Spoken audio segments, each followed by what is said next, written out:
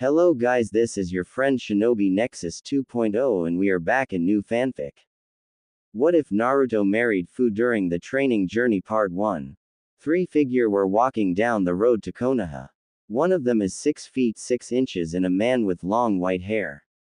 The next is a smiling blonde, with spiky hair on his head, who stood at a 6 feet 0 inches in an orange and black jumpsuit with a red cloak with black flames on the bottom.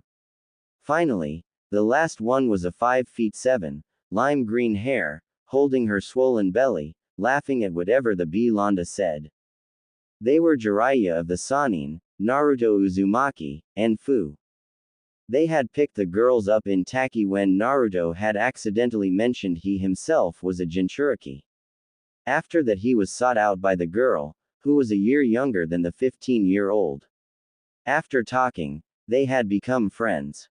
After she was given permission to join Konoha from Shibuki, she had traveled with the two men.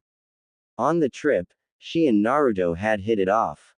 Soon after, they fell in love. It had started out innocently, but then it became more serious. After a night of paean, expressing their love for each other, Naruto had proclaimed for the world to hear that he loved Fu. They had been in their relationship for 8 months when they got the shock of a lifetime. Fu was pregnant with Naruto's child. After confirming it, Naruto trained his hardest to get stronger and protect his new family. Jiraiya had found that the boy had a knack for 3 elements and taught him as many as he could. It was through this training that they found he could use wood release, shocking the hell out of the Sannin. It was then Naruto requested sage training. Seeing nothing wrong with it, they went to. There Naruto quickly grasped the training, being proclaimed a sage soon after. Then, the boy talked to the Kyuubi, no insulting or anything. After the boy had been able to control up to 5 tails of the yoki. As the group of 3 got to the gates, Naruto wrapped his arm and brought her closer. They ped the gates, ignoring the Chunin guarding them. As they walked down the street, Naruto excused himself and climbed a pole. Hey Konoha, Uzumaki, Naruto is back. Fu giggled at his attitude. She had been ecstatic to learn she was pregnant with her lover's child. Fu had been scared at first, thinking that the Akatsuki would get to her before she gave birth. Naruto had assured her that, come hell or high water, he would protect her with his life. Naruto looked down when he heard his name being called, and saw his teammate, Sakura, next to Jiraiya. Frowning, he jumped down. Hey Sakura, how have you been? Smiling wistfully, the pink-haired banshee answered, good. I noticed that you seem more mature. Do you think I'm more womanly? You'll always be the same to me. It was at that moment, and a shout of jutsu, that their attention was turned to a brunette. Sakura was shocked, Naruto was pleased, and Fu was giggling. The woman turned into a grinning Konohamaru. What did you think, boss? Smiling sagely, Naruto said, Konohamaru, I'm too old for those things. And you shouldn't use them either. Sakura was swooning about his maturity when he said, besides, I have a future Mrs. Uzumaki to take care of. You see the green-haired girl. She is pregnant with my child. Sakura had a look of rage on her face. Naruto forcefully impregnated a girl. Naruto, you idiot. With a swing of her arm, Sakura launched her fist at the blonde's head. Instead of making contact, he caught it. Sakura, do not do that again. Walking past the stunned girl, Fu wrapped Naruto in a hug. Naruto, we need to speak to the Hokage. Come on, I wanna meet the woman you have the gall to call Granny. Nodding with a smile, Naruto waved back to the shocked Konohamaru Corps, and walked away with Fu, Jiraiya and Sakura in tow. They made it to the tower and Naruto smiled at seeing Tsunade. Walking up to his surrogate mother, he hugged her.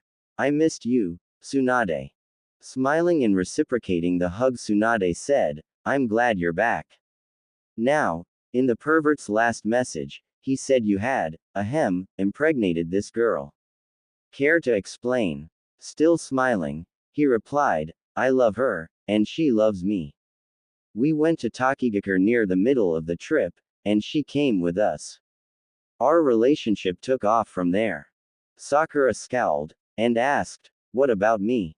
Your promise?" Naruto looked at her and said coldly, "What about you and the promise? I'll still fulfill it, but Sasuke will be in pieces. You never designated whether alive or dead." Sakura was shocked. This wasn't the same boy who loved her. This was the Naruto who had grown up and found love with someone else. "We may have a problem in the future. Because Fu and I are both Jinchuriki, our baby will be too. It will be born with a new biju sealed in it," Naruto said seriously. "Please, Granny, when it comes time, will you deliver it?" Tsunade asked. "You do realize that makes me the godmother, right?" Grinning, the blonde nodded. "I talked with Fu, and she said it was okay." Fu nodded as well. "You will be a great godmother."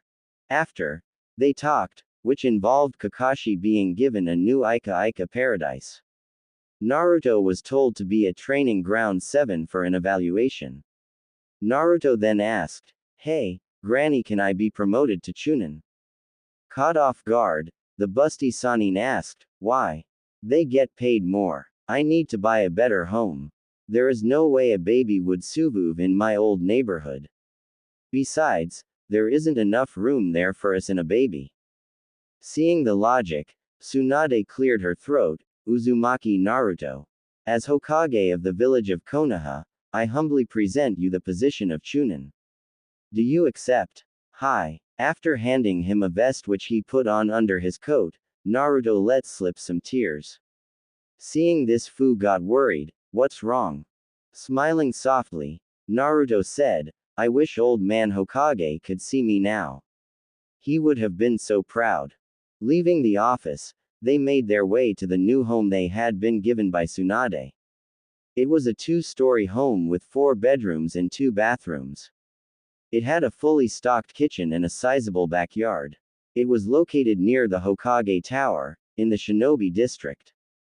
Getting settled, Naruto and Fu quickly went to get food.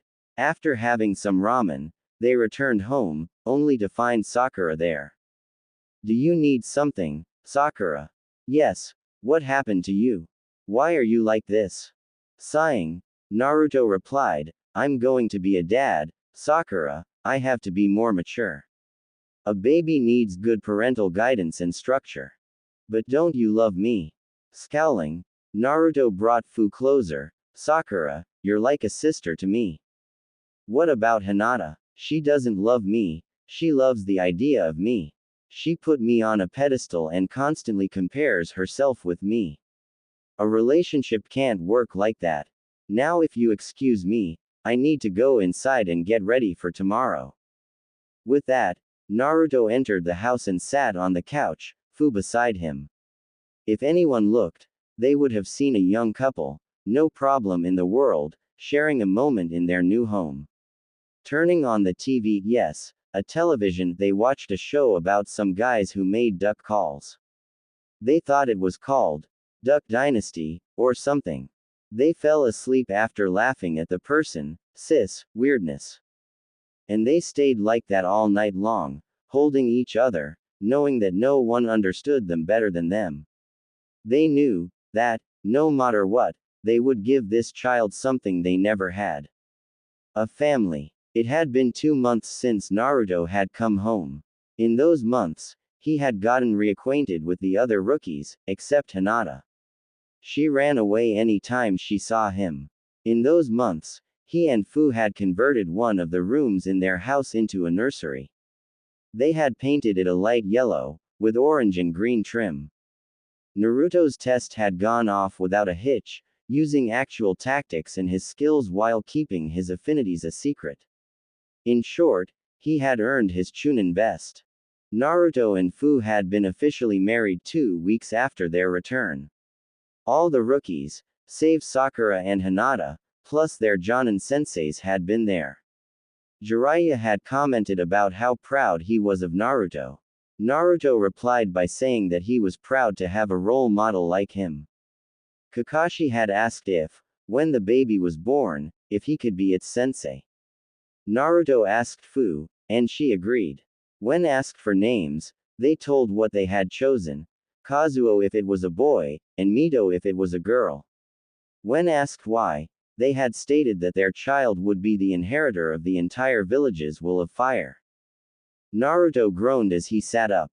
It was the morning and he had to get ready for the day. He turned to Fu and kissed her cheek, deciding to aid her sleep in.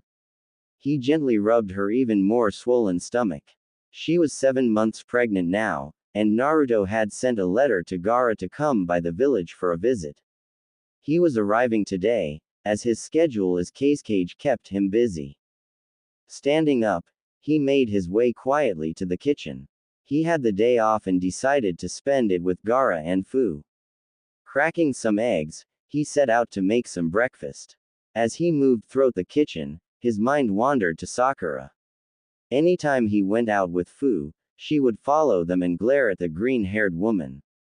Naruto had paid it no mind, but if she didn't stop, he would make her stop. His thoughts then turned to Konohamaru. The young Sarutobi had been ecstatic to learn that his boss was going to be a dad. He had been helping any way he could, and it made Naruto wonder if he should take the Jonin exam so he could lead the boys' genin team. His musings were cut short by a pair of slender arms wrapping around his waist. Chuckling he said, "Morning, love. Morning. That smells wonderful. When will it be ready?"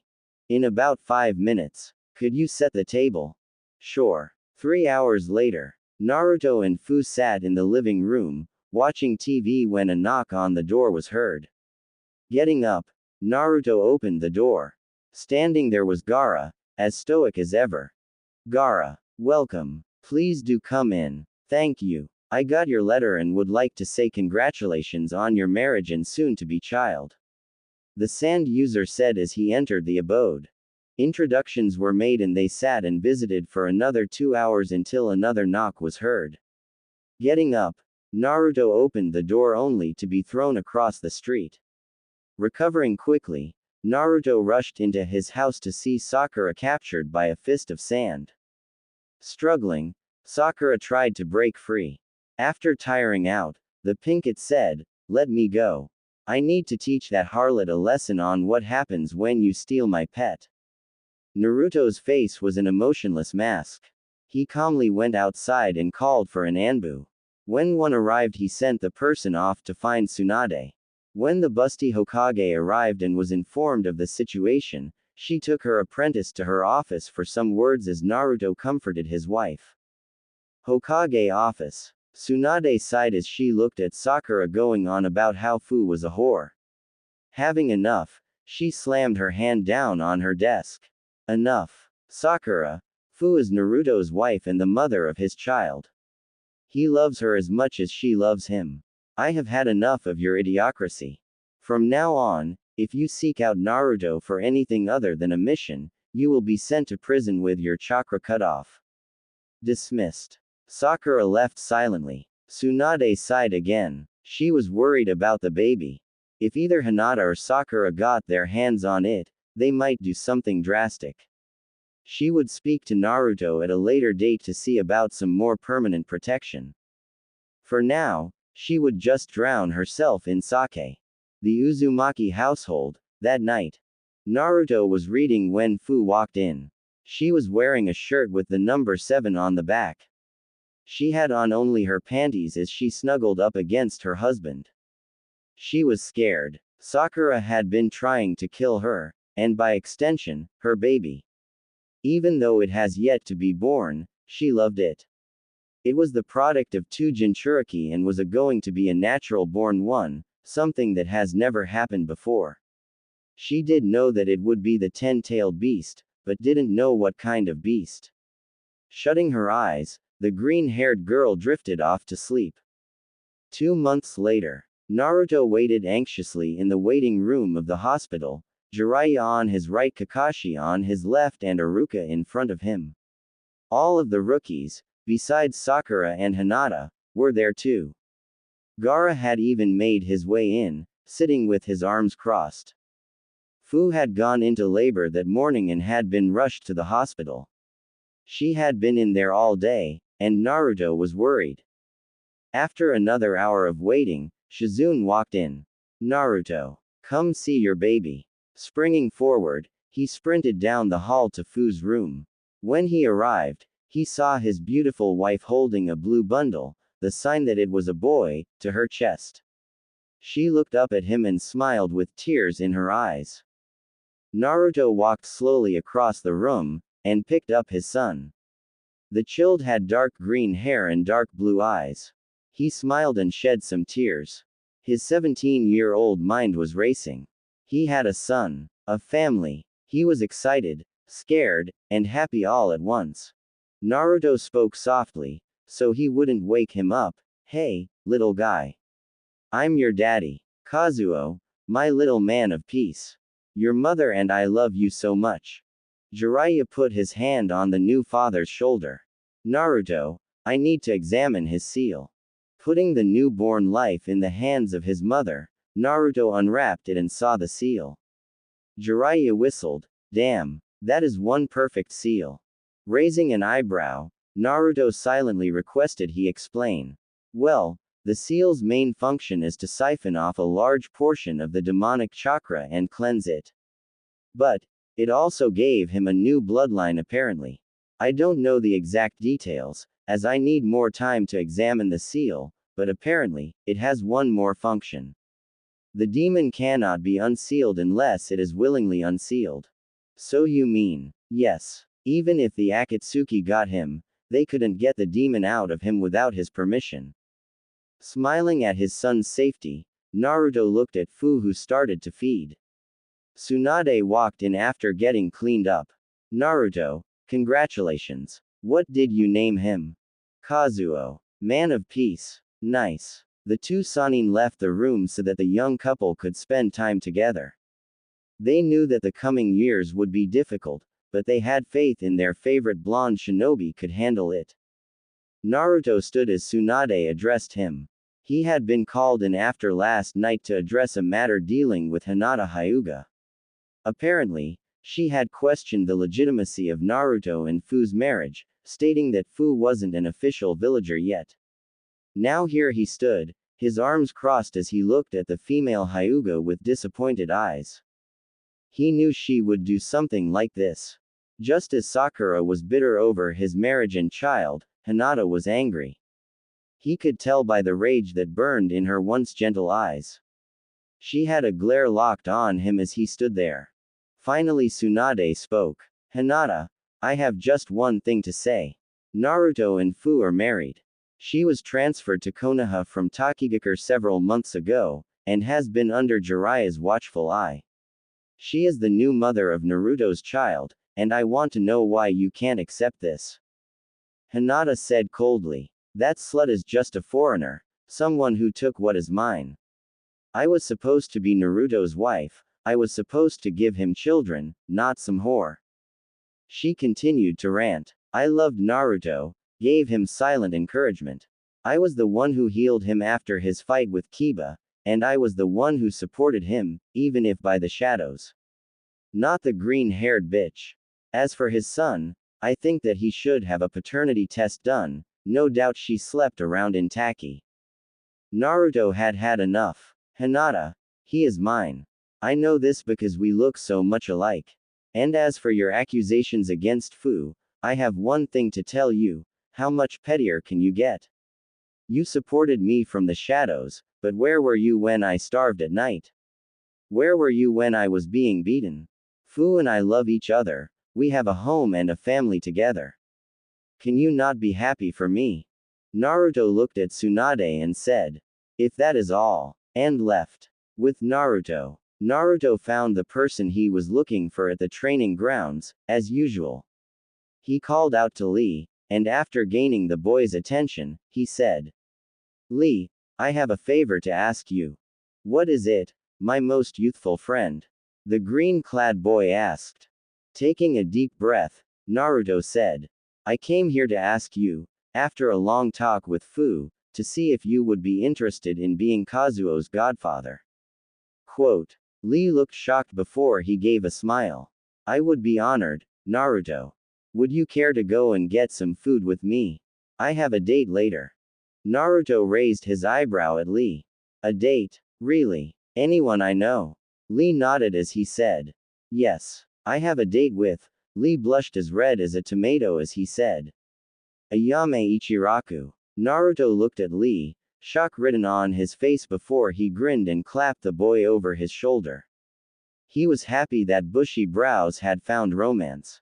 The boy had been worried that he would never find a wife, but Naruto had a feeling that if he played his cards right, he might not be the only father amongst his generation anymore. Atta boy Lee. Ayame is like a sister to me, and I know that you would treat her right. He said as they walked. They arrived at the ramen stand and ordered, Lee and Ayame blushing when they saw each other. Naruto laughed at that. He knew Lee was a good guy. He just knew that the two would hit it off. It was as if an incredibly handsome man was sitting at a computer typing his thoughts. Shaking the thoughts that he was just the subject to a very well-written story on an international website that had gotten so many good reviews that the owners of said website gave him $7 million. They ate their ramen and talked. Lee inquired about Kazuo and Fu, and Naruto told him that they were both still at the hospital, having spent the night to ensure that they were fully healthy. Lee told Naruto about his training and his promotion to Jonin, and Naruto suggested that the two make a team after finding a third member. They got so wrapped up in talking, that they didn't notice that Kiba had been walking by, an angry scowl on his face. The Inuzuka heir had been angry that Naruto had been the first of the rookie 9 to get laid and have kids, even more so that Naruto had a smoking hot wife. Kiba had tried to get close to the girl, but any time he did, Naruto or someone else would interfere. He knew, in his dreams, that if he could lay on his Inuzuka charms, the green-haired girl would be his. And so when he heard them talking about a third teammate, he got a devious idea. Walking up to the two, he said, Hey guys, I just overheard that you two were looking for a third teammate. Well Kiba Inuzuka, am more than willing to join. Naruto looked at Kiba, his eyes hardened. He knew that the Inuzuka lusted after Fu. He had smelt the hormones coming off him. So whenever the boy would get near her, he intervened, making it known that she was his wife. Sorry Kiba, but we already have Shino as the best teammate. While we fight our enemies, he drains them of their chakra. A deadly team. Kiba scowled as he turned and left, his plan now in ruins. He deserved the green-haired girl, not Naruto. He walked through the streets of Konoha a few hours before he was pulled into an alley. Looking at his abductors, he was shocked to see Sakura and Hinata were the ones who had abducted him. Hinata gave a very snake-like smile as she said, Kiba, we have much to talk about. Birds chirped. The sun shined out over the village of Konoha as the populace awoke. Tsunade entered the Hokage office and sat in her chair. After a few moments to get ready for the day, she formed cross-hand seal, a grin on her face as she said, Shadow Clone Jutsu. In a poof of smoke 10 exact replicas of her appeared. They all grabbed a pile of paperwork and began to sort and work through them.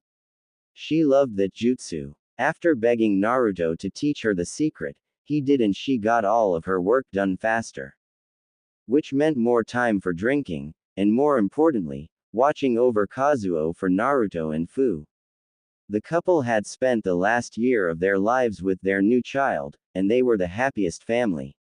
While Fu wasn't able to continue being a ninja, due to her chakra being permanently constricted due to the birth of her son, she was able to dig through some old papers in the office and discover Naruto's parents. Hence why she was in charge of the Namikaze Uzumaki compound. She did a wonderful job at it too. After seeing what was easily an entire district of the village in disuse, she had immediately set out to open it up for any business that wanted space or a new place to set up shop. All they had to do was pay a portion of their profits to the now known Namikazes and they were allowed to keep their shops and stalls. And while the council bitched and complained, She was now a member of the civilian council due to her being in charge of a large new portion of Konoha. It was partially due to her skills in math that the village had expanded to now include a second, outer wall. It amazed her how smart the green-haired girl was, and she was already thinking of expanding her growing monopoly. But all this work didn't hamper the mother's time with her son. Oh no, she spent a good portion of her day with the 1-year-old, and she was seen frequently walking through the village with both the younger and older Namikaze males.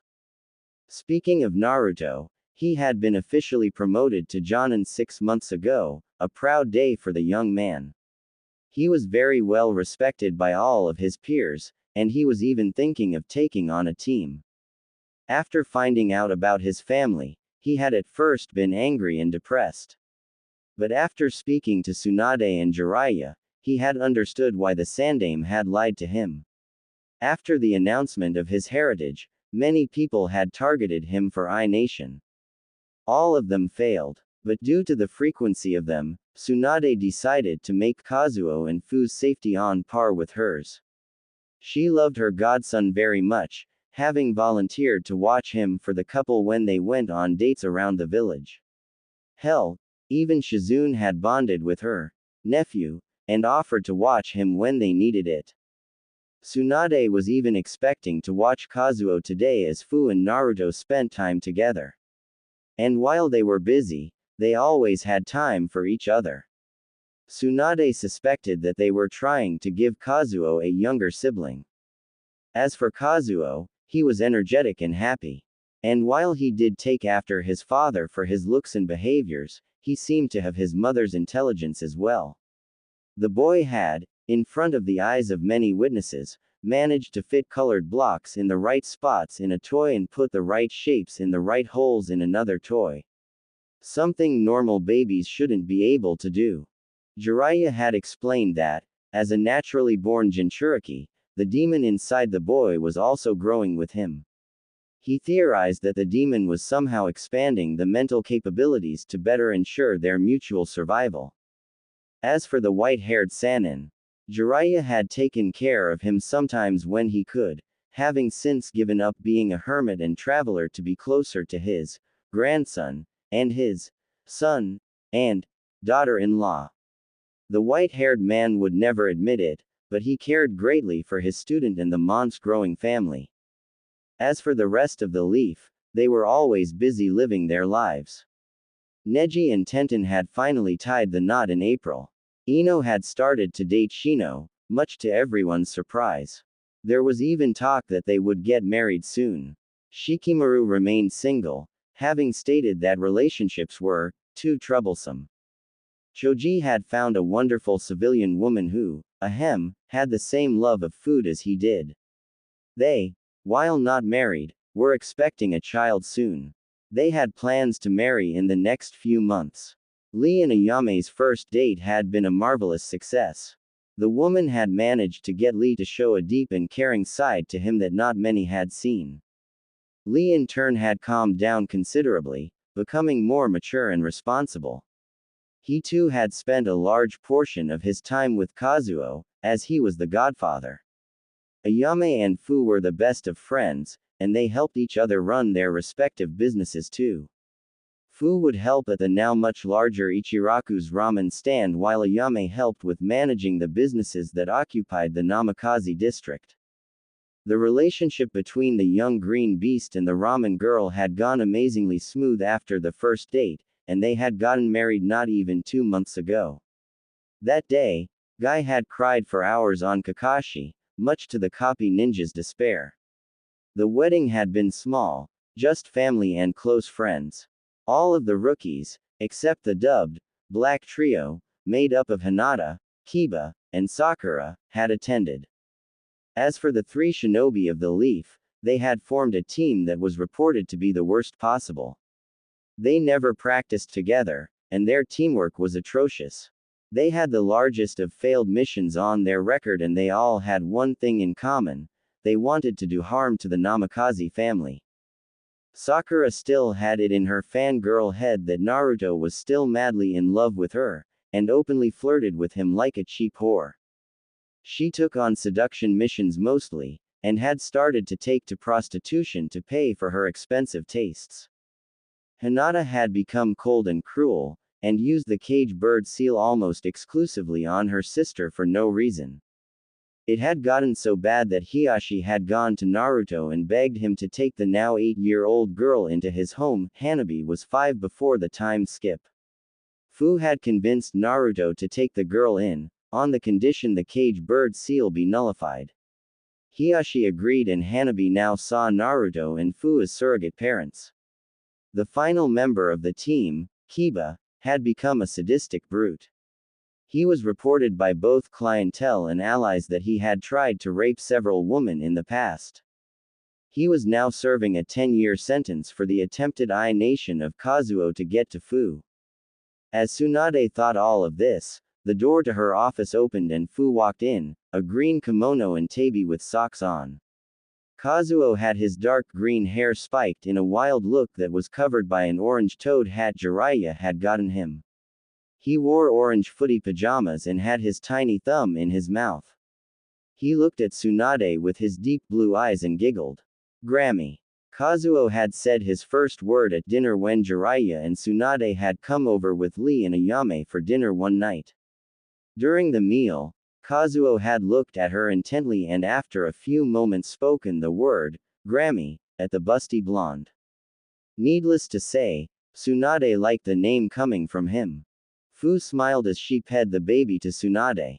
He's been so excited to see you. All morning he's been jumping up and down, saying Grammy over and over again. Well, I am the greatest grandma in the world. But sometimes, I wonder if we spoil him. Tsunade said. Most likely. He's just loved by pretty much everyone in the leaf. Even Hanabi loves him like a brother, and you know how cold she was at first. It was true. Hanabi had been cold and angry with Naruto and Fu for a few weeks after her father all but exiled her from the Hyuga. But after a few weeks, she had warmed up to Fu and talked to her about her experiences with the cage bird seal. She had even asked if she could be adopted by the couple, causing them to consider it. After consideration and speaking to Hiyashi, they did. She was now Hanabi Namikaze, the proud daughter of the Orange Hokage. Yeah, that's true. So what do you have planned for the day? Well, I have to go over some bank statements and then speak to the market manager. So, ask me after I get back over a nice bottle of sake. And what is Naruto doing today? He said something about finding another income via his amazing writing skills. You know that he's been getting more and more interested in writing after he spoke with Pop. True. Well, have a good day and stay away from stress.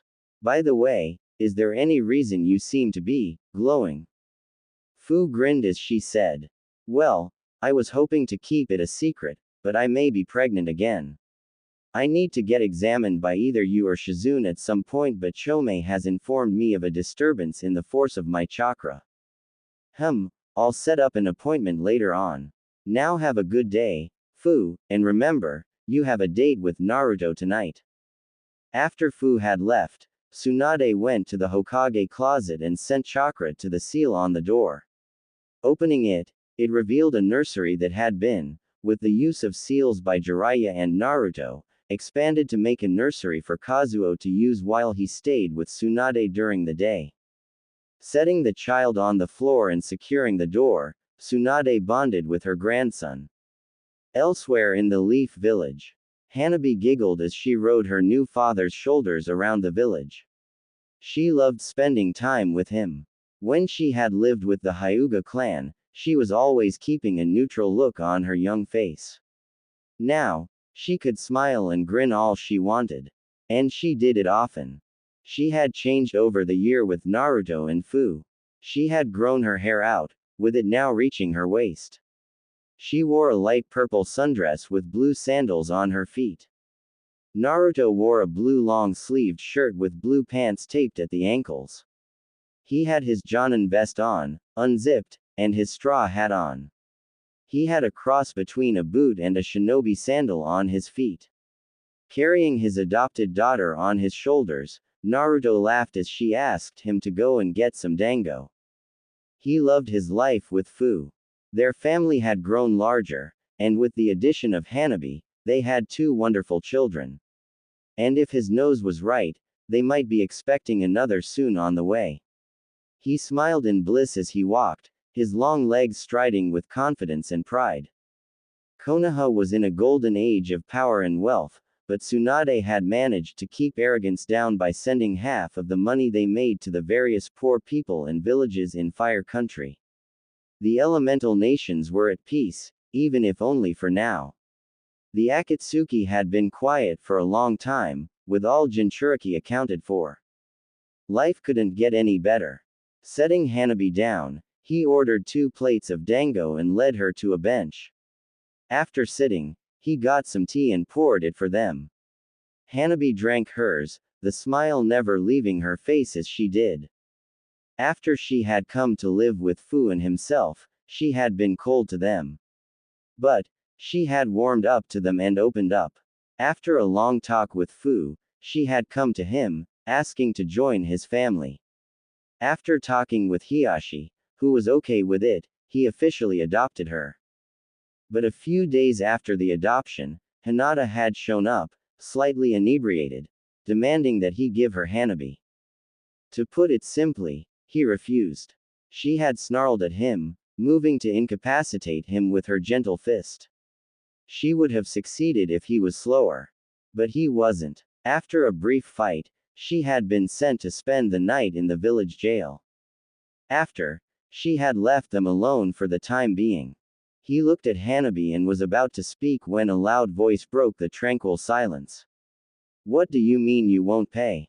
He looked over to see Sakura talking to a man. She was dressed in her hooker outfit, consisting of ridiculously tight clothing in pink and very, very high heels. She snarled as she pulled out a kunai, stabbing the man in the chest, right in his heart. Naruto's eyes widened as he turned to a scared and shocked Hanabi. Hanabi, go to the Hokage Tower and tell Grammy to get the Anbu. I'll deal with this. She nodded as she ran as fast as her 8-year-old feet could carry her as Naruto stood from his seat and made his way over to Sakura. With lightning-fast strikes, he knocked the Haruno whore, as she was called, out cold. He sighed as a few moments later Anbu arrived and retrieved her unconscious form. He saw Hanabi crying to the side and walked over, kneeling down to her level. Wiping her wet cheeks he smiled at her. Hey, Hanabi, wanna go and get some ice cream and grab Kazuo so we can spend the day with Fu? Just us as a family. Seeing her nod, he smiled. That was just the thing she needed to forget this, while brief, shocking event.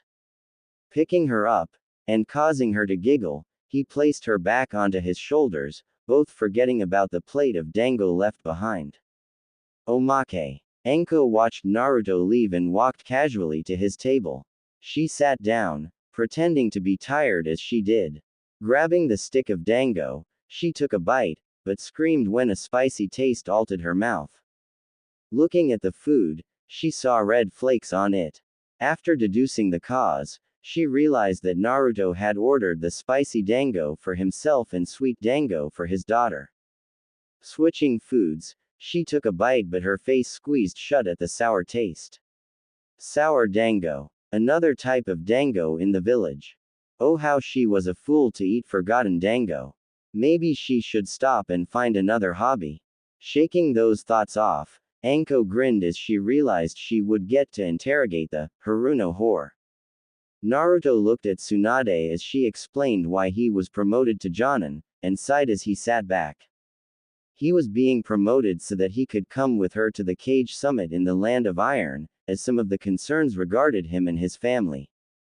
Despite the excellent way they hid the birth of Kazuo, as well as Naruto's parentage, the information managed to leak out to the rest of the nations, and the various leaders were in an uproar about a new Biju being born, the 10-tailed wolf. No doubt the more shrewd of the cage, like the Raikage and Tsuchikage, would demand that the boy be given to them, while Tsunade had no intention of letting anyone steal away her grandson.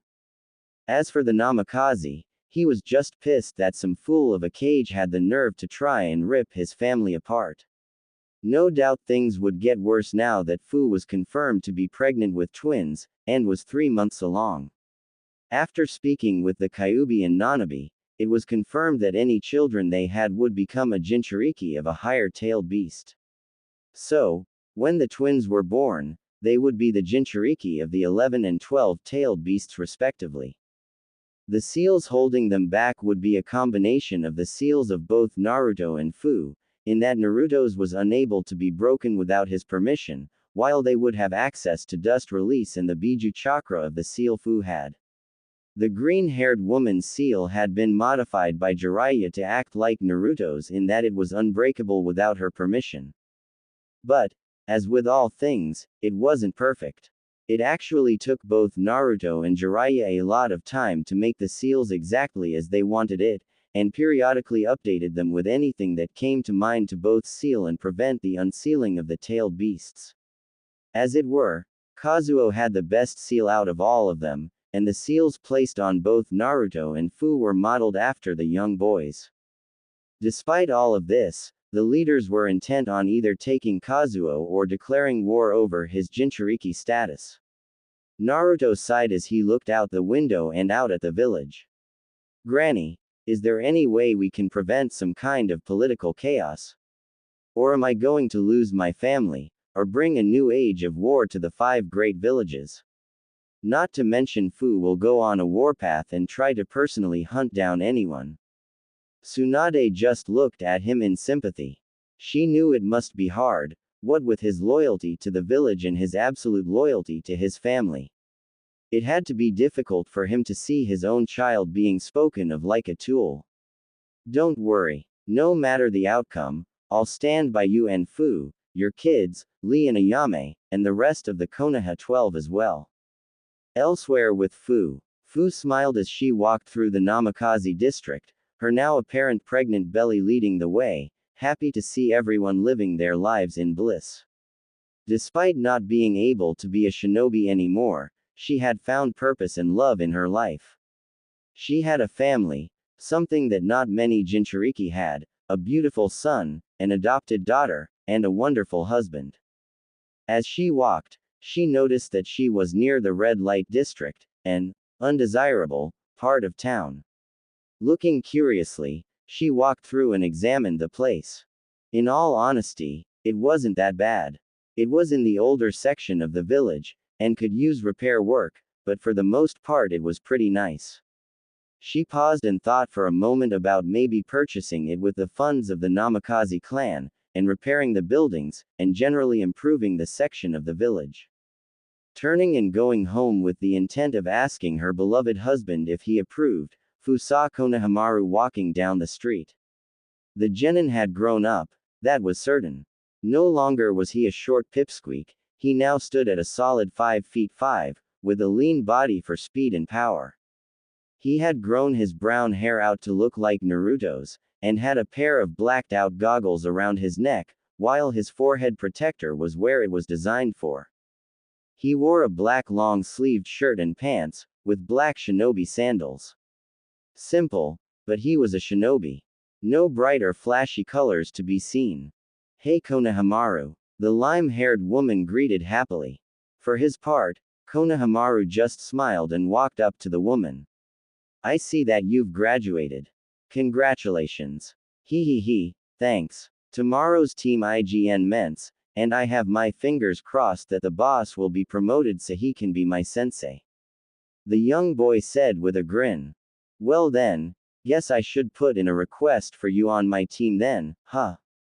A jovial voice said from behind the two. Looking back, they saw Naruto, his appearance having changed to accommodate his Jonin status, wearing the traditional clothing and vest, while having his red and black haori over his shoulders. Fu giggled and rushed to kiss her husband, who gladly returned it and rubbed her swollen stomach. He looked at Konohamaru, who frowned and said in a dull voice. I am not kissing you. Naruto burst out laughing, his boisterous laughs echoing throughout the village. Fu giggled as she shook her head, a smile on her face as she did. No matter what mood she was in, Naruto managed to make her smile. They stopped when they heard a shrill voice from behind them, and Naruto muttered, "I forgot." She got out. They turned and saw still a complete slut bag, Sakura standing by a corner, wearing ridiculous hooker clothes, and acting with as much pride as she could muster. Konohamaru silently swore he would never ever touch that. Naruto sighed as he turned his back on his former teammate and smiled a strained smile. Come on, we have a lot to talk about. Later that night, just like Naruto had predicted, Fu had nearly gone on the warpath and marched off to innate the rival cages. Naruto managed to calm her down slightly, but she was still pissed, and she took it out on a poor genin by releasing Tora. She was that pissed. They had bathed and bedded the children, with Kazuo sleeping soundly in his first, big boy, bed, which was still pretty tiny, and Hanabi in her lavender room. They stayed up and spoke late into the night, after Naruto convinced Tsunade to let him have Konohamaru and 2 others as a team, and spoke of what they would do. This was the scene Jiraiya walked into after he had been given a message by a messenger toad. What's wrong, brat? What's going on that has you and your lady so riled up? Naruto sighed as he told Jiraiya all that he had been told by Jiraiya.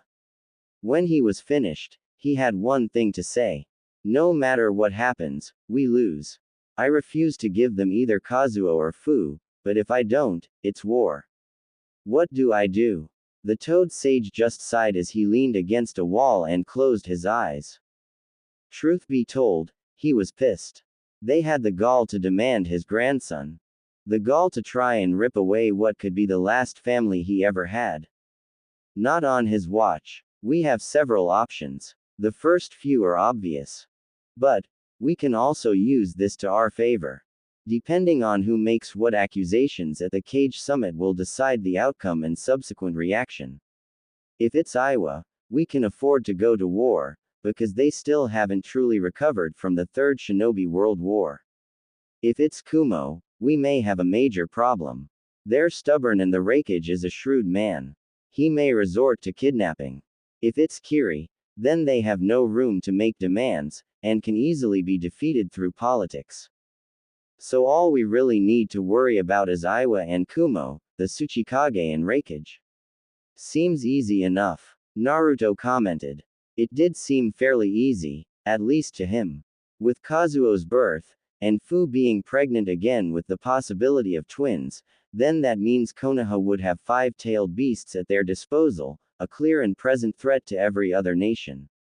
Like with Kazuo, the potential twins would be the containers of the 11 and 12-tailed Biju, each one more powerful than the 9-tailed Kyuubi and the 10-tailed Ukami. Then there was the Akatsuki. They had been quiet, very much so, despite having already captured 4 out of 5 of the Jinchuriki. Jiraiya's informant had done his job and informed the white-haired hermit that they were trying to deduce a way to break the seals on Naruto, Kazuo, Fu, and any children they had. The leader was apparently upset that whatever he had planned was sent down the shithole, and was looking for revenge. All that mattered right now, however, was surviving the next few months as a family. Elsewhere, Sakura Haruno had fallen far. Very, very far. What once was a girl with many prospects and a bright future had turned into a disgusting whore who was barely managing to survive in life. After the incident where she stabbed one of her clients, her shinobi license had been suspended, and she had to pay a very hefty fine. With the recent economic boon in Konoha, in no small part thanks to combined efforts of Fu Namikaze and Ayame Lee, people weren't as strapped for cash as they were. With this came a certain glow in the village, and even the cheapest of places charged a good deal of money to be rented. Money she didn't have. So here she was, standing in front of the ever-regal and bitchy Hinata Hyuga, listening as the lavender-haired woman explained her plan. A grin made its way across the flat-chested prostitute as she shook the hands of incredibly reluctant, Hinata. But first, they had a certain mutt to retrieve from prison. With Choji. Choji Akamichi had never been as excited as he was now. After years of work, years of special dieting and training, he had managed to replace all of his fat with muscle, and was actually very bulky instead of fat. He would never be lean, and honestly, he never wanted to be. He was happy with his body, happy with all the work he put into it fighting alongside his friends. Despite the relatively young age of the Konoha 9. Not to mention Ino, his fiancée, couldn't keep her hands off of him. Life was good with all of his friends by his side, and the good times could be alluded to the Namikaze family. So when he heard Hinata and Sakura hatch an evil plot to ruin both the reputation and bank accounts of the Namikazes, he was rather put off and upset. So, doing as he knew to do, he reported the incident to Lady Tsunade, who thanked him, and told him to keep his ears open. Something was going down soon. But, for now, they cast aside the seriousness for some lighter conversation topics. They spoke of Fu's idea of renovating the red light district and increasing the general value of the village by offering jobs to the undesirables of the village, increasing the village's income through the extra taxes, expanding the living districts, as well as one day expanding the village to include a second ring, and one day, a third. Such ambitions had garnered Fu to be considered one of the best businesswomen in the elemental nations, surpassing even the late Gato. Tsunade had spoken extensively to Fu about attempting to branch out and not only keep business in Konoha, but also in other countries as well. Talks were still being made in Wave about making a shipping, fishing, warehouse business, under new clauses and rules made by the Wave Diamo, Tazuna. Talk soon went to the future baby IEs that were coming, and plans made for the eventual birth. Fu, being the woman she was nearly 100% sure that it was twins, one boy and one girl, and had threatened both Naruto and Jiraiya when they attempted to argue that it could just be one baby, and a girl at that. Now, both had learned through the years that Naruto had come back from his trip that Fu had one of the most dangerous tempers ever, and was willing to hit anyone who annoyed and or pissed her off. The saying hell hath no fury like a woman pissed with a chainsaw and explosive goats comes to mind. Especially when it's her time of the month, or she has one of her emotional days. But that's a story for another day. So, any ideas for some names? Jiraiya asked in a curious tone. He, in all honesty, wanted them to name a kid after him. It would be really cool if they did. Naruto looked at his wife and smirked as he said, "Well, if it's a boy, Jiraiya. If it's a girl, well, Fu kinda wants to name the next girl we have after her mother, Heiko." The old sage smiled proudly as he looked at his student grandson. He didn't see the orange-wearing brat he met nearly 6 years ago anymore. Now he saw a near-perfect copy of both Minato and Kushina in him, and he couldn't be any more prouder. The boy had truly surpassed even him in all departments, and while Jiraiya wasn't quite ready to retire yet, he was confident that Naruto would be able to handle the tasks and duties of the Toad Sage. Elsewhere, land of rice. Sasuke Uchiha read the reports that Orochimaru's spies had dug up regarding Konoha and its recent economic, military, and political boom, as well as the strengths and weaknesses of the village itself. While the Uchiha had no love for the village, he did want to test himself against his old comrade again, and prove once and for all that the blonde was nothing. He also noted, with a heavy scowl, that the Jinchuriki was also a father, and was expecting a new one, or if the rumors were correct, twins, to be born.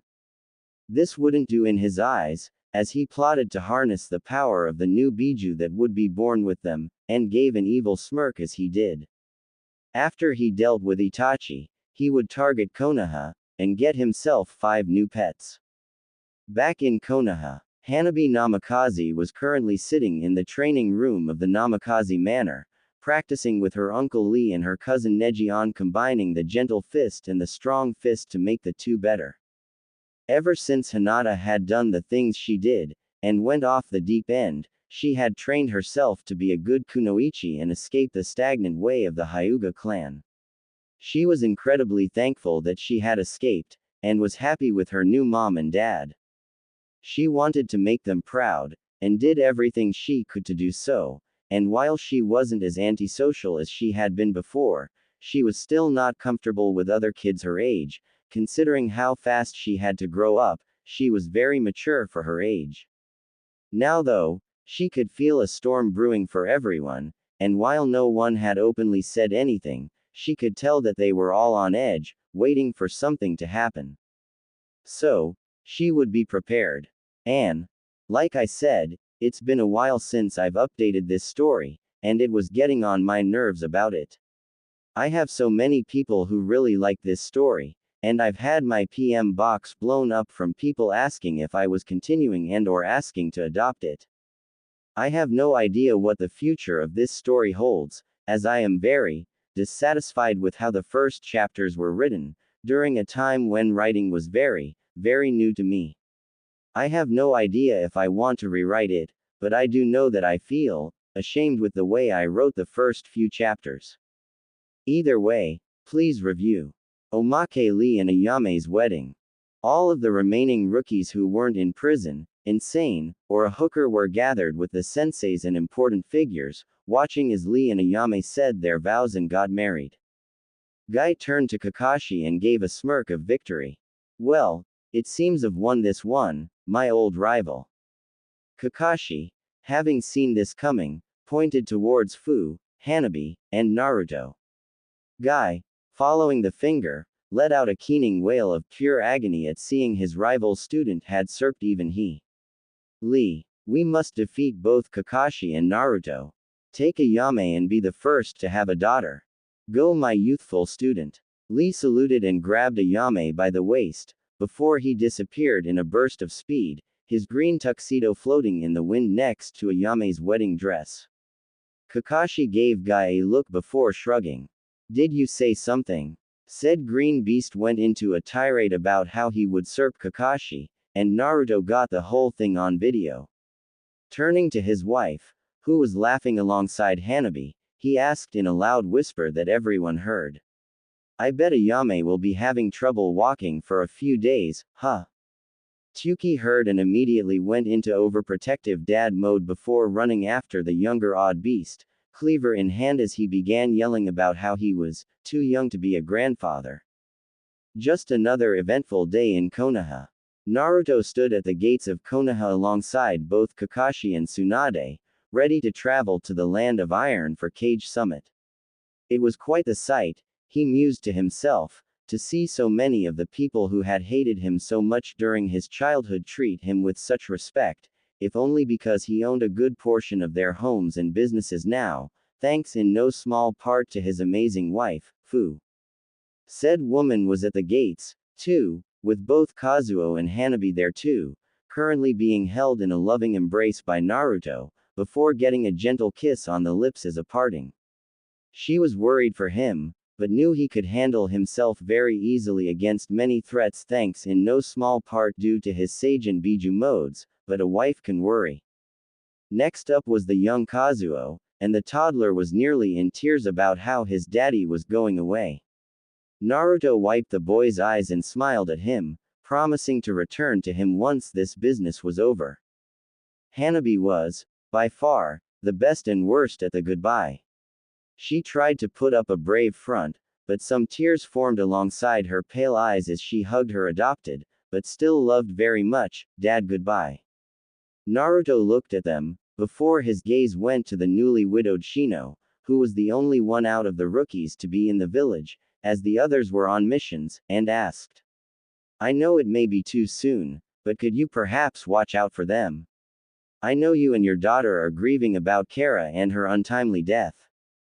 It was true, Shino had married a wonderful woman named Kara, who had about 2 months ago, leaving behind a nearly broken Shino and his nearly 1-year-old son. The man had almost broken permanently, but thanks to the efforts and friendship of the other rookies, aside from the 3 who had been dishonored one way or another, he had managed to pull himself together and raise his little boy. Shino just nodded. He understood why Naruto was nervous. The blonde had never been away more than 1 to 2 weeks at the most from his still-growing family, but this summit would take a while to get to, then the actual meeting could go on for a long time. I will be sure to stop by, and no doubt Lee will do as well, alongside Choji and Shikamaru. Why? Because you're our friend. And no doubt Lord Jiraiya will be staying with her until your return. Thanks, Shino. He walked to Tsunade's side, and after one last glance to his family, began to walk beside his Hokage. Later with Fu, the lime-haired woman sighed sadly as she cooked a simple dinner of chicken and rice. It felt empty in the house without Naruto, and it made her frown a little. He had been the light in her life. He had saved her from the darkness that most Jinchuriki fell into as a result of their upbringing, and he had given her everything she wanted. Jiraiya, having decided he would bunk with them until Naruto returned, gave her a smile as he helped prepare the chicken. Don't worry, Fu. Naruto will be fine, and Tsunade will deal with this situation very easily. I'm not scared for that. I'm scared for what the collateral damage bill will be when those two eventually lose their tempers and beat the living shit out of the other cage. That answer made Jiraiya nearly collapse in a burst of laughter. On the road to the land of iron, Naruto looked at the katana he had been working on with a frown as he gazed upon the crack in the center of the blade. He had taken up Kenjutsu as a way of giving himself more diversity in combat, but any sword he tried to use would break under the strain of the intense tests he put them through, nearly making 1010 explode as her metal just wasn't good enough to handle his intense fighting style. Tsunade looked at the blade in an appraising way, before she began to speak to him, catching both his and Kakashi's attention. You know, they might not break so easily if you bought one made with sea stone metal. Sea stone metal? What's that? Naruto inquired. He really wanted a weapon capable of battling Samahata if he ever fought Kisame Hoshigaki, but he hadn't found a single blade capable of meeting his standards for what a sword in high-risk, intensive combat should be. Sea stone is considered the hardest material in the world, harder than even diamonds and most likely an unbreakable material, and has the ability to stop chakra flow, and also have chakra be conducted through it, making it one of the most dangerous, yet most tactically valuable minerals in the world. It can be formed and shaped using a process in the land of iron, so if you want to get a weapon made of it. But, from what I can tell, you don't need a sword, you need a jute. The first female Kage intoned in a wise voice Naruto had only heard once when Fu had nearly had a mental breakdown when she was going through a difficult time in her pregnancy. But her last statement caught his interest. A jute. One of those long, pole-looking swords. Yeah, Kakashi said, not looking up from his little orange book. Your fighting style relies more on beating your opponents into the ground instead of killing them swiftly. A jute would be the best kind of weapon for that style. It's fast, heavy, and can be used one- or two-handed. So, basically, what you two are saying is that I need to see about investing in a jute for myself, made from this sea stone. Well, where would I get some, and where would I find someone capable of making a jute? Why, in the land of iron, of course. Iron has one of the largest populations of the most talented weaponsmiths in the world, and one of them is bound to know exactly how to work with sea stone. If done right, you'll be given an unbreakable weapon that could very well become a legendary one, right next to the 7 swords of the mist. Tsunade said helpfully. So, if I really wanted to, I could probably have several weapons made from sea stone, each one different than the other, find some people to use them in Konoha, then start an organization similar to the 7 swordsmen in Mist. Naruto asked in a curious tone. It had just occurred to him that they didn't really have anything famous or amazing as an organization that the other villages had. Kiri had the 7 swordsmen, Iwa had the Explosion Corp, Kumo had the Light Brigade, Suna had its Puppeteer Division, but Konoha had nothing to bring fame to itself, as the 12 guardians worked for the Diamo, so he figured why the hell not. Tsunade thought on it, and nodded. Yes, something like that would be good for the village, and give us more fame to bring more missions in. I give you the go-ahead as your cage to buy 4 weapons, including 2 jutsu, to be used as weapons for the future hockey squad of Konoha. Why 2 jutsu though? Why not let me just get the 1? The way I see it, you'll need a weapon for most of your shinobi career, so I have decided to pull a civilian council and use the village's money to purchase my future successor a finely made weapon. And we can use the excuse for its purchase as a trip expense. It's genius. Naruto had to give it to her. When Tsunade wanted to be, she could be clever and cunning. Like a fox. Back in Konoha, Fu smiled at everyone she pet as she walked through the red light district, and they smiled back. Ever since the groundbreaking of what had been named, by Tsunade, as Project Rebirth, many builders had been called in to renovate the older, more rundown sections of the village. Things were going well, as with an improvement in buildings, so would the general wealth of the village, showing that they cared for the older parts of their village, all the while bringing in newer and more modern things. They were still a ways off from their goal, but things were looking brighter as Tsunade approved of a program that gave homeless and jobless people jobs working as civil servants, things like street cleaners and garbage men, in exchange for a place to live and a cut to wages to pay for the rent of an apartment. It was an ingenious idea, and one Fu approved of. As the woman walked calmly to a newer construction site, she heard a voice she hadn't heard in nearly an entire year. Oh, it's you. Turning, the young mother was greeted to the sight of one Sakura Haruno, who had gone back to living with her civilian council parents. The pink-haired woman had changed, once more, and was now a bit more tolerable once she got rid of the smell of stale and sweat that had clung to her for a while. She was now wearing a normal, civilian dress that was a light rose color, with her pink hair cascading down to her upper back, as opposed to Fu's, which had grown out to just above her knees, reminiscent of her deceased mother-in-law. Hello, Sakura. How have you been these past few months? The Namikaze female asked politely. If she was going to speak to someone, despite the idiotic and whorish nature that they may have had, she was going to be polite. She was a lady, after all. Oh, I've been well. Things have been looking up for me, and hopefully, by the end of the year, I'll be married. The Pinkett replied. Really? You're engaged? Congratulations. Fu said, her smile false as she hoped beyond hope that whoever had the balls to marry Sakura was a truly kind and patient man. Sakura grit her teeth, before her genial smile returned once more. Yes, I am. And believe me, my future husband is a very important man in the government. That set off some alarm bells in Fu's head, as she regarded Sakura once more. Looking at her, she saw the subtle signs of an attack on either her person or the threat of an attack. She put her hands into the oversized sleeves of her kimono and gripped one of the hidden kunai in them. Well, all the same, I wish you both a happy marriage. Sakura just gave a smirk that made Fu want to rip her throat out. But it was what she said next that made her nearly lose all semblance of calm and collected. How are your children, by the way? Word on the grapevine is that Naruto's out of the village with Lady Tsunade, and isn't here. It would be a shame if something were to happen, wouldn't it?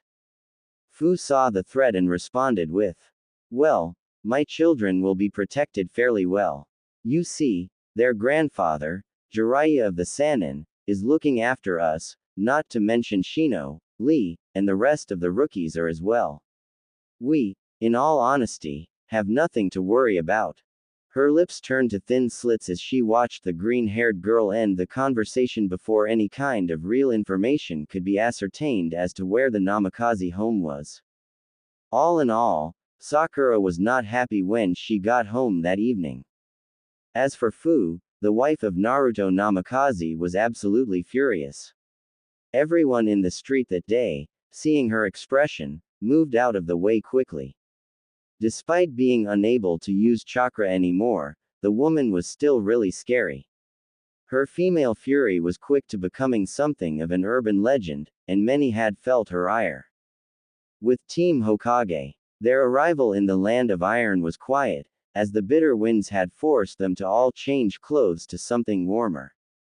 Naruto had chosen to wear a dark gray, long-sleeved shirt tucked into dark gray pants and boots, with a white cloak around him and a mint green scarf around his neck.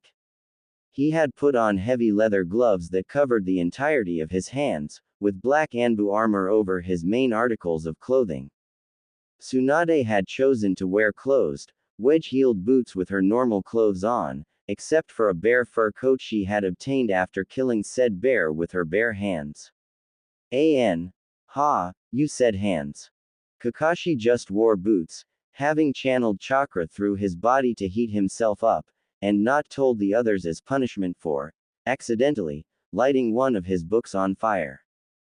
The forests and mountains of the country were beautiful, and if it wasn't for the reason of it being so cold here, then Naruto was sure that he would want to retire here.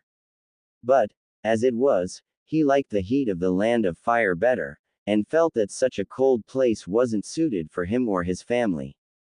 He let out a deep breath and watched as it came out a cool mist, a smirk on his face as he walked beside his Cajun sensei. He paused suddenly as he saw a bush move slightly, before he took a kunai out and threw it at the bush, making the hidden rabbit come out. Naruto, what is it with you and trying to kill rabbits? Kakashi asked, referencing the wave mission. Hey, that one was Haku substituting with the damn thing. I was right in my paranoia. Besides, I was hungry. We should stop now, anyways. Tomorrow we should be at the Three Wolves Mountain, where the meeting is. And while there, buy some sea stone and have them forged into the weapons you need and want. The actual meeting isn't for another 4 days. Got it, boss lady.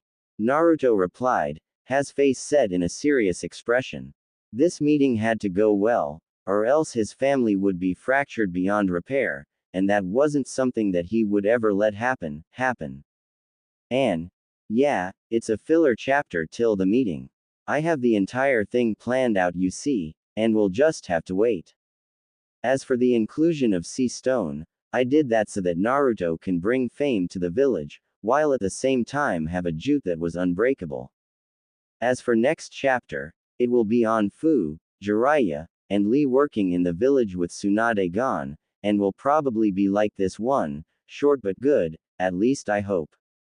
Omake new parents. Naruto and Fu had finally managed to get some alone time after having spent a rather hectic day going along with their normal routines of being new parents, and Kazuo needed nearly constant attention. Staring at each other, they both nodded and walked towards the other. As they met in the middle, they both collapsed to the side, falling onto their bed and falling into a deep sleep. Hey, they were new parents. Everyone knows that as a parent, especially to a newborn, sleep is an incredibly valuable commodity. Wah! The sound of Kazuo crying alerted Naruto and Fu, who both had bloodshot eyes and dark expressions. They loved him a lot, but he cried way too much. They both got up and walked to his room, one to feed him with her S, which had grown from AC to DD during her pregnancy, and the other to play with the baby toys. Nearly 3 weeks without a proper sleep did that to people. Also, I was wondering, do you guys want me to write a separate story, set in the future, after the events of this story, about Naruto, Fu, Kazuo, Hanabi, and the two twins' lives and adventures? Chapter 7 The Sum of a Man Part 1. It was tense, the first meeting of the cage in the summit, to put it mildly. Everyone present could feel the anger and resentment in the air as all parties awaited for someone to take the floor, and after several tense minutes, it was the samurai leader, Mifune, who did so. I would like to welcome you all to the Land of Iron, and the Cage Summit. Before we begin our meeting, I would ask that you introduce yourselves, as well as your bodyguards. It was a reasonable request, and not one they would really, honestly want to refuse. All of them, even the bodyguards, was in the bingo book, and to show off power here could be beneficial. 4th Reikage, A, with Darui and C. Sandame Tsuchikage, Onoki, with Kuretsuchi and Akatsuchi. 5th Mizukage, Mei Terumi, with Ao and Chojuro. 5th Kazekage, Gara of the Sand, with Tamari and Kankuro. 5th Hokage, Tsunade Senju, with Kakashi Hatake and Naruto Namikaze.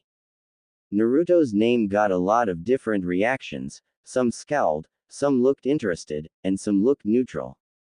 Tsunade smirked as she cast a glance at A and Onoki, both of whom were growling slightly at her blatant insult.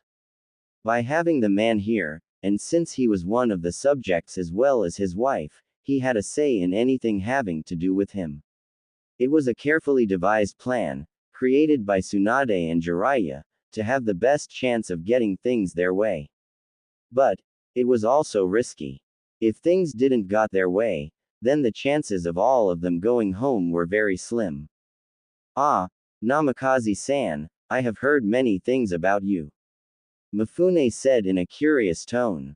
Truth be told, he had gotten curious as to why several orders for 4 katanas made of sea stone, and 1 jute, were ordered, and had his curiosity grow when he learned it was the Namikaze who ordered the specialized blades and weapons. Hopefully good. The blonde said pleasantly. Nothing but the best. And congratulations on your healthy child. I look forward to seeing just how bright our future is with your family leading the way. The aged samurai said pleasantly, before he got serious. All right, let us begin this summit. The opening topic for this evening is the reaffirmation of the purpose for this meeting between the cage. A snorted in derision as he stood angrily. This meeting is about Konoha having too many Jinchuriki. Mifune sent a withering glare at A.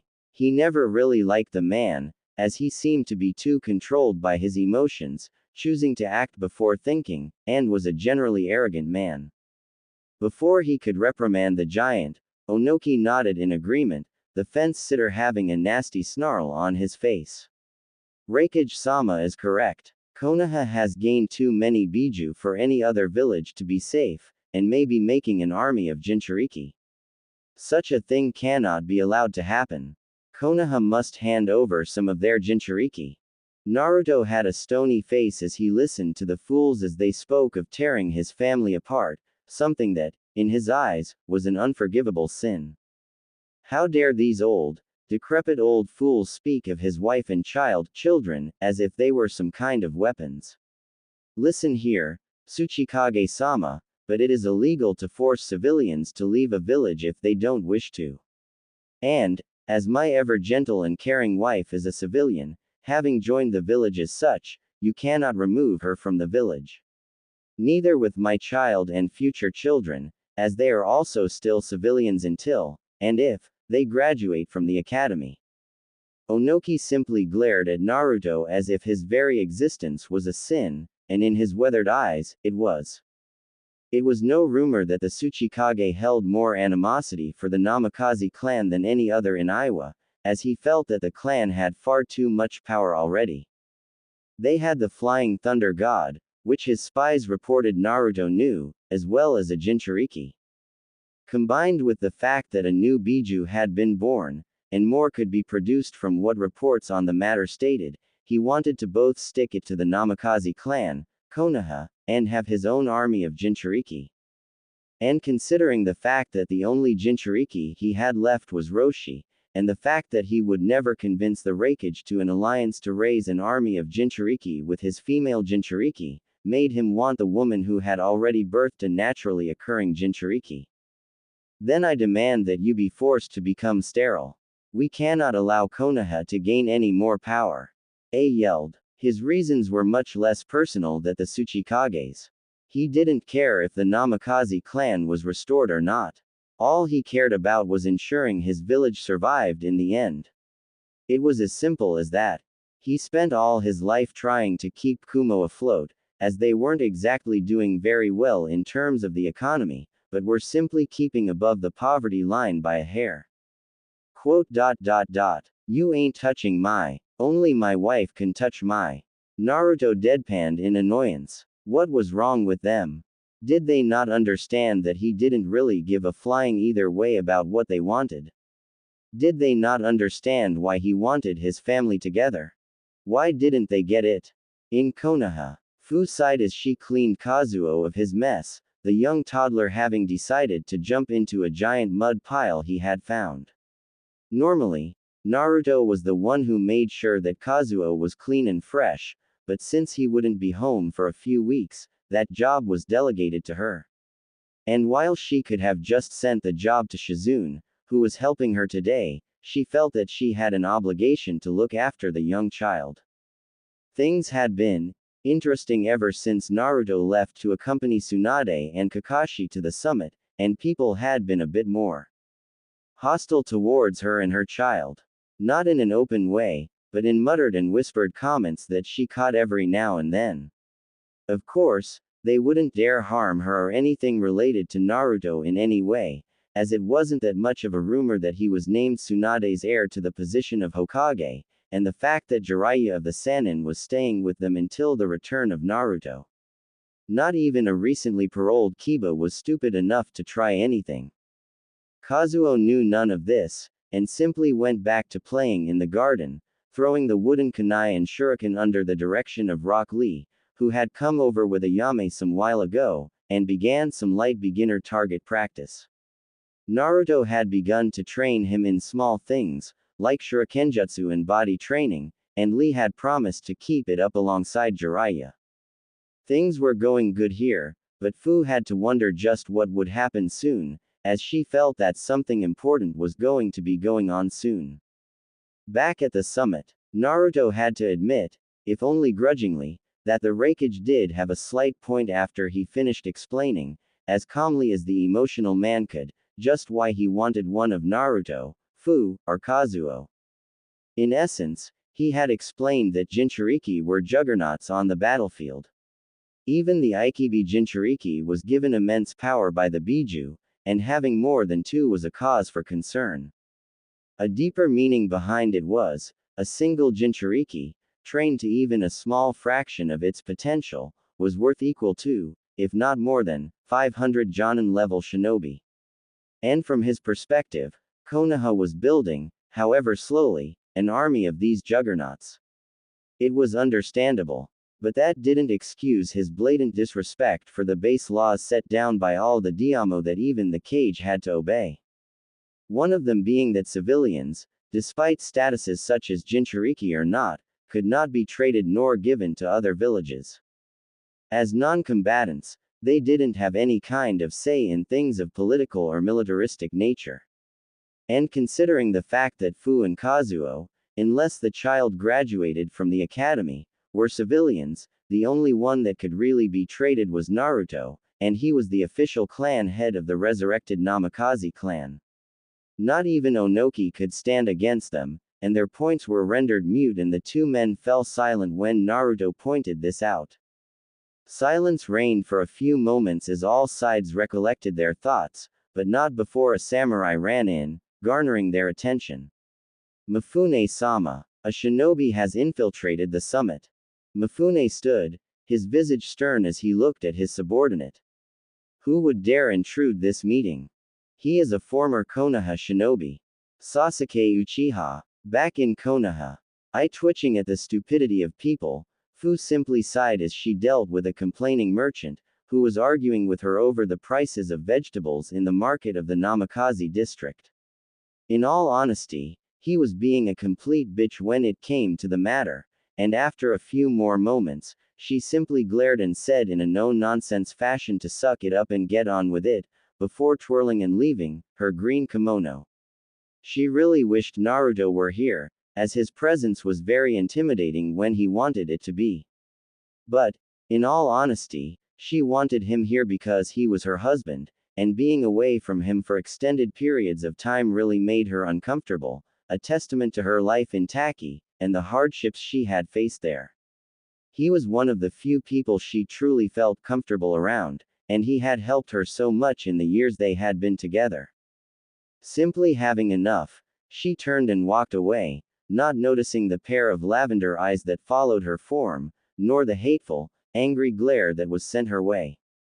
Kazuo was with Jiraiya, spending some time with the old pervert, while Hanabi was at the academy.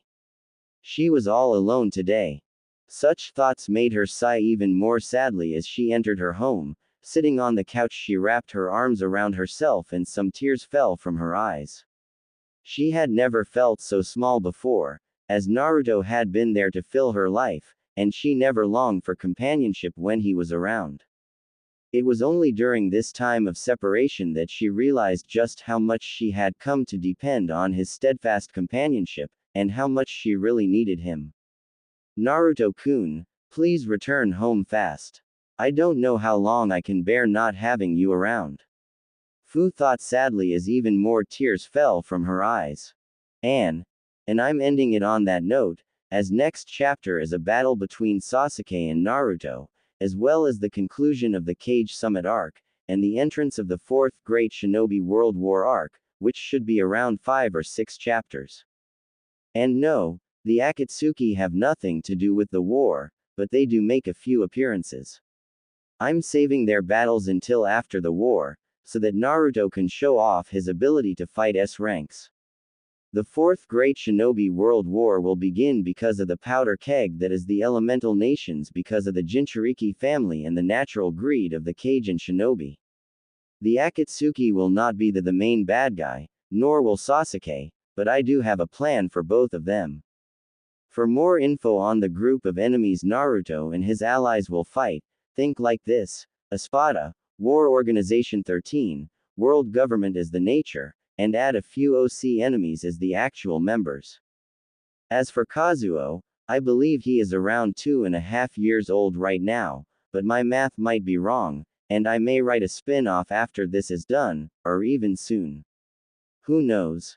Although, I was rather disappointed in the lack of reviews for Jinchuriki Love, Kazuo's Remembrance. Yeah, it wasn't written amazingly, but hey, it gave you a small, minute amount of foreshadowing as to what may or may not happen in the future of this story. Will he win? Will he lose? Also, I kind of need a writer, again, for 2 chapters from now. If anyone is willing, I am in need of one, and details will be provided via PM. It had been nearly 4 or 5 years since they had last seen each other, and the first time they met in all of that they were trying to kill one another. It was ironic in a bitter sense. Almost poetic. They had both grown, both made lives for themselves in some form or manner, Naruto more so than the oh-so-great Uchiha clan Avenger, and their strength was at least on equal terms to the other, with Naruto being stronger if only because he had MIV stores of chakra and more, newer ways of fighting. From the small amount of time Naruto had seen Sasuke fight the samurai, he had noticed that he still fought with the same arrogance and simple, basic plans of sending out his jutsu willy-nilly, with no plan of using them together for conjunction attacks. The Namikaze Patriarch would admit that he had become more skilled under Orochimaru, but he obviously wasn't Cage level, and attacking a meeting comprised of shinobi who were, at least, high Jonin to low Cage level shinobi was a rash and foolish move. But, then again, Sasuke wasn't known for his patience and ability to think when he gets upset and angry, or even a little frustrated, so he must have been fairly wound up to do something as stupid as this. What's more, he only seemed to have increased his lightning-style jutsu, and even then all he did was make a few variations of the Chidori. Now, Naruto wasn't one to toot his own horn, all that much, but he knew he could beat Sasuke. His skills had become deadly, and with his wind release, he was the natural enemy of lightning, and was the most capable of defeating the man. It was like all Sasuke had done the last few years was brute and perfect his lightning style. There was no variation, no adaptability for different situations. Yeah, he had Kenjutsu, but at some point he would fight against people with a method of countering that advantage. Running through hand signs, he held out his hand in an open palm and let the wind blade cover it, before charging forward. Flying Swallow. Sasuke heard his call and ducked, but not before a few pieces of his hair fell to the ground, obviously cut by the Namikaze Patriarch. Bringing his hand up to his head, he felt his hair and pictured with his mind's eye the damage done. He looked even more like a duck. Loser. What have you done? Gave a bitch a haircut, was the cheeky reply as Naruto shifted into his taijutsu stance. And now, I'm gonna beat one. Back with the cage. Tsunade sat in a quiet worry as she, the other cage, and their escorts awaited news of the battle. They could feel the vibrations of the battle, and it was pretty obvious that it was getting very anxious, or upset for some reason.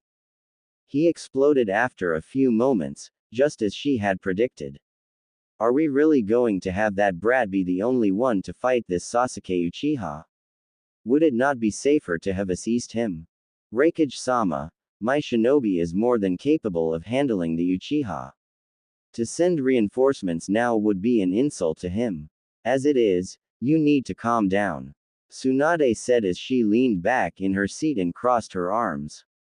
The Mizukage raised a delicate eyebrow as she regarded Tsunade for a moment. You certainly have a lot of faith in your shinobi. Are you certain he will be able to defeat him? Sasuke Uchiha killed his older brother, the infamous Itachi Uchiha, and SCL Nuke Nin. Tsunade grinned as she leaned forward this time, resting her elbow on the table and her head on her fist. 100%. The fact of the matter is, Mizukage-sama, Naruto is currently being groomed to take over as Hokage, hopefully by the end of the year, and the only reason I don't give him the job right now is because I have to clean house first. Mifune looked curious as he gave the Hokage a steady look. Was he not trained by Jiraiya of the Sannin? Yes, he was, and I must say, he came back from that training trip stronger, and more mature than ever. So there is no doubt in my mind that he will beat the Uchiha. Gaara intoned, speaking up for the first time since the meeting's start, and resisting the urge to go and help his brother by burden. Back at the fight, Naruto ducked a kick from Sasuke, retaliating with a punch to the face. Sasuke grunted as it connected, making him skid back a bit before charging forward, his hand covered in lightning. Chidori. Dodging, the Namikaze retaliated with a well-placed ninjutsu of his own. Wind style. Great breakthrough. The wall of wind slammed into his fallen friend, slamming him into the wall, leaving him open. Before Naruto could even get close to finish him, the Uchiha glared evilly and slowly began to melt into mud, making the blonde's eyes widen before he felt his left orb get cut, making him close his eye. Jumping up to evade even more lightning-charged kunai thrown at his back, Naruto took out his own kunai and clashed with Sasuke's Chikudo. Give up, Naruto. I'm far too strong for you. Sasuke cackled insanely. He didn't get a reply as Naruto pressed his attack and cut into Sasuke's Chikudo with his wind. No, Sasuke, I'm too strong for you. In an instant, the Chikudo was cut in half, and Naruto's kunai had cut out one of Sasuke's eyes, making the man back away with a roar of pain.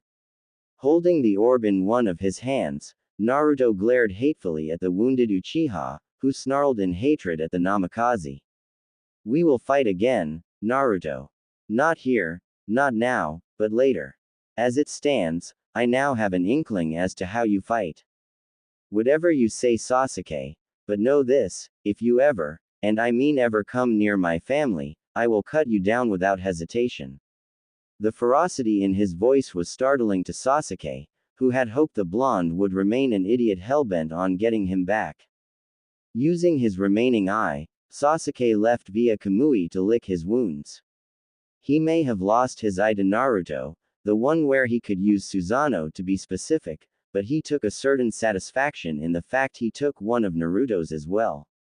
Said blonde sighed as he looked at the M's Sharingan, hoping that by doing what he planned, he could become strong enough to end the farce that was Sasuke and his petty revenge scheme. But, then again, doing so would probably put him on several people's shit lists, and cause some problems for everyone, but, hey, he was Naruto Namikaze. And you don't with Naruto Namikaze. Grabbing his headband, he adjusted it so that it covered his missing eye, and let that side of bangs fall over the black cloth, giving him a mysterious look. Naruto sealed the eye into a seal on his palm so as to keep it safe from the other villages. Hopefully he would be able to get Kakashi to teach him how to use it, as he was pretty sure that he was going to use it as a replacement for his left orb. He just hoped Fu wouldn't flip the out. Back in Konoha, Fu paused as she felt the sudden need to beat her husband, before continuing on her way to pick up some extra ramen for the house that night. She didn't have as much of an addiction to the junky noodle food, as it was called by Jiraiya on several occasions, out of earshot from Naruto, but it was good, and Kazuo absolutely loved eating it. While she would have loved to have Naruto there while she began to get Kazuo ready for the training for his shinobi skills, doing so now would let her have something to do without Naruto, as her mind kept drifting back to the man cage summit. It was relatively easy to conclude the summit after that, as Naruto explained that he had no intention of ever giving up his family, or having his messed with, and surprisingly everyone agreed, since he had proved to be very strong during his skirmish with Sasuke. He knew they had ulterior motives for it, but hey, he was ready for anything, and with the Susanoo eye, he had no doubts he could take any of them on and win. But for now, he needed to lick his wounds and move forward, because if he hunted Sasuke down now, then the chances of him getting cut up even more become even more likely, something Fu would kill him about, before resurrecting him to kill him again. Sighing as he laid on his bed in the hotel, Naruto's last thought before he fell into a deep sleep was about how he wished there was someone with mint green hair beside him right then and there. Remember, this is a scene from the middle of the chapter, and isn't the entire thing, as I hope to have it at about 9-10,000 words in a few more weeks. My muse has been a bitch these last few weeks, and I have major writer's block. Really need a muse to suggest ideas or alterations. Sneak peek. Oi, hole, who the hell do you think you are, huh? You can't just interrupt a fight like that. She ground out, her eyes glaring dangerously at the shadowed male as he easily held off her scissor blade with his glove hand, making her even more frustrated at the fact he was holding her off, with one hand, while Senketsu was pumping full power. Now, Ryuko Matoi wasn't patient. Oh no, she was far from it. If she wanted something, she either got it herself, or took it from the bodies of her defeated enemies, that is to say if they had what she wanted in the first place. However, she prided herself on her skills in fighting, which had taken major blows due to the fact that she had to actually fight the people at Hanuji Academy. But then this hole not only comes up and blocks her attack, but also manages to knock every person, no matter what star uniform they have, on their S, something she was very much unable to do. Her pride felt as if it had been cut up, burnt, had the ashes collected, then burnt again, before piss had been poured all over it. The shadowed figure simply chuckled, showing off his sharp canines and the rest of his teeth, all pearly white to perfection. After his short bout of giggles, he gave a grin that showed off just how sharp his teeth really were. Now, there's no need for violence or name-calling. Besides, it's not me who has to worry about the unknown factor like you, Mistress Kink, and Busty Brow up there. His comment was heard by everyone in the vicinity of the academy, and many males gulped when they heard what he had called their beloved leader, Satsuki Kiryuin. It was a very little known fact, but Ira Gamagori, the leader of the disciplinary forces, had a very small amount of tolerance for people who he thought insulted Lady Satsuki. The fact that this guy did so, and so easily too, was nothing short of amazing to them. Most of them had already started preparing his coffin. Ryuko simply gaped at this guy. Did he just call her that? Seriously, who was this guy that, even surrounded by enemies, he was able to keep such a calm, uncaring atmosphere, and even insult and mock two of the most powerful people here? This guy had some serious stones. You just call me, hole? The guy simply rolled his neck and asked, in his masculine voice befitting of a guy who couldn't be older than 17 or 18 based on his build, a question that nearly threw everyone for a loop. I have no idea why, but apparently all we've been doing for the last 5 minutes is standing here, talking, when we could be doing something productive with our lives, like, I don't know, making cakes and shit. He then paused and asked in a more curious tone. Hey, if I say my name and introduce myself, do you think I'll get a bad giant caption like the rest of you guys in your Kamui? Or are the animators too stingy to give me one? How was she to respond to this? Ryuko backed off, her sword simply falling to her side as she and Senketsu watched him go on and on about how he deserved a grand entrance like everyone else, completely ignoring the increasingly odd, confused, fearful, and even aroused looks he was getting. And for good reason, too, she thought with a blush. This guy was hot. He was lean, with an aristocratic face with sharp features, a spiky mop of black hair that had dark blue highlights in it falling all of the place in random intervals. He was wearing some stylish clothes, in all honesty, that looked pretty good on him. A blue shirt that had an interesting spiraling marking on the stomach and chest in black, with black pants that were given a baggy appearance by the white tape wrapped around his lower shins, and the black and blue sneakers he had on weren't anything to scoff at. Around his neck was a bright blue scarf that trailed behind him in the wind. Over his shirt and ensemble he wore a black jacket that had several tama lining the collar, with white fur lining the edges, that was left unzipped up to about his belly button. On his hands were gloves, one of them a fingerless glove that was on his right hand, not unlike hers, the other, his left hand, was covered entirely, and was the one he had used to block her sword with. His face was blemish-free, and his eyes were the most interesting thing, a dull purplish gray with 4 rings in them, and 3 tama in each ring. But what got her attention was when his shirt, where the spiral mark-looking thing was now an eye, not unlike Senketsu, which blinked before looking at her. The Kamui's eye, for that was the only thing it could to have been, was red with 4 concentric rings in the eye, with several tama circling the rings. Now her question was an even bigger, who the was this guy? How did he have a goddamn Kamui? Where did he come from? Did he know her dad? Just, who are you? She asked quietly, even though she was sure he heard. The guy grinned and raised a hand, pointing his thumb at his chest. He spoke loudly and clearly for all to hear. My name is Naruto Uzumaki. Now, care to tell me what happened to old man Ishin? And, yeah, I'm a bastard for not updating in so long, but hey, now you have something to look forward to. If any of you peeps out there have any questions about how this is gonna go, just PM me. As for the people inquiring about any future updates for other stories, well, here is a list of what I plan to update in the next month.